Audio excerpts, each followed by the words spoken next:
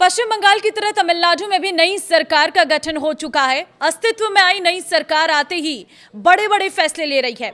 राज्य के नए मुख्यमंत्री के तौर पर शपथ लेने के बाद अपने पहले बड़े प्रशासनिक फैसले में जोसेफ विजय ने पूरे राज्य के लोगों का दिल जीत लिया है। नमस्कार, मैं हूं आपके साथ ममता तिवारी और आप देख रहे हैं न्यूज 18 का डिजिटल प्लेटफॉर्म।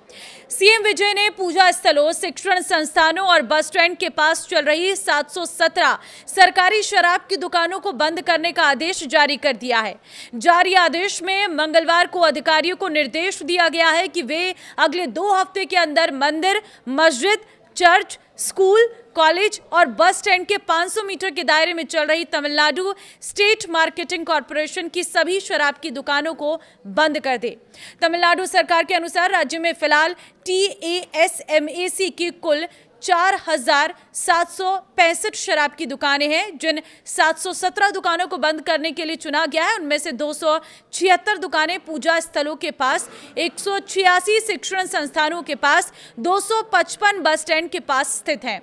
शराब की दुकानों को बंद करने का ये कदम विजय का पद संभालने के कुछ ही घंटों के भीतर किया गया बड़ा नीतिगत फैसला है और नई सरकार इस फैसले को एक अहम सामाजिक सुधार उपाय के तौर पर पेश कर रही है।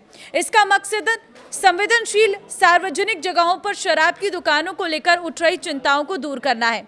इससे पहले एक्टर से नेता बने 51 साल के विजय ने रविवार को तमिलनाडु के मुख्यमंत्री के तौर पर शपथ ली।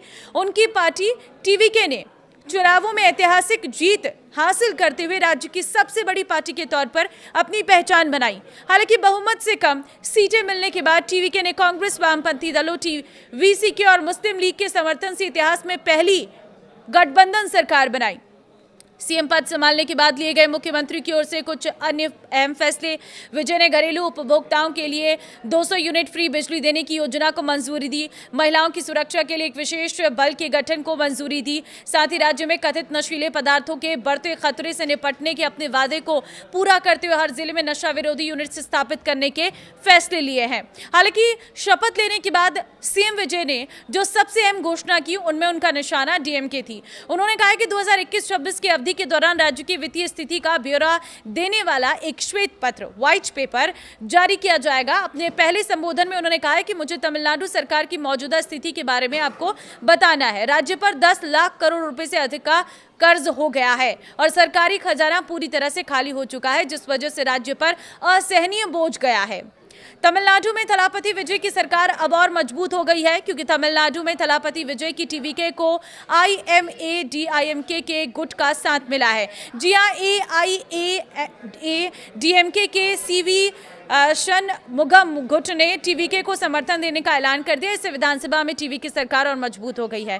थलापति विजय धड़ाधड़ जिस अंदाज से फैसले लिए हैं वो फिल्मों के जरिए बनाई गई उनकी सार्वजनिक छवि के अनुरूप है। हालांकि उन्हें गठबंधन सरकार की चुनौतियों के लिए तैयार रहना चाहिए, जिसका असर आगे चलकर सरकार के निर्णयों पर भी दिख सकता है।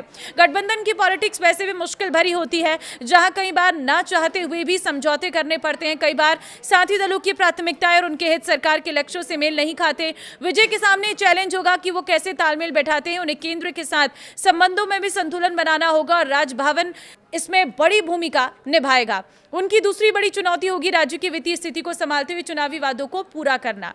तो कैसे देखते हैं आप विजय की इस नई सरकार को? कमेंट में अपनी राय दें और इस वीडियो को शेयर कर दें।